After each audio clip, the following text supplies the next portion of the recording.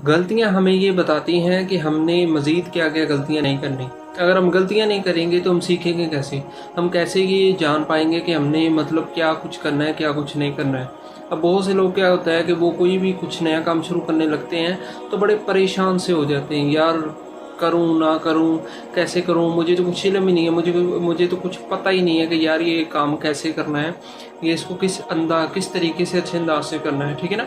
तो सर मैं आपको बता दूं कि जो बंदा हर बंदे ने जब कोई भी काम नया शुरू किया था तो उसे कुछ भी नहीं पता था, ठीक है। आहिस्ता आहिस्ता उसे हर बात का इल्म हुआ, ठीक है।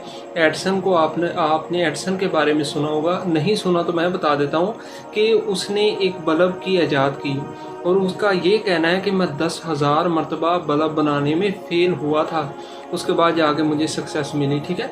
अब आप ये ना सोचें कि आपने 2-4 गलतियाँ की और इसका मतलब ये नहीं कि आप वो काम नहीं कर सकते, आप वो काम ज़रूर कर सकते हैं अगर आप वो काम करते रहेंगे।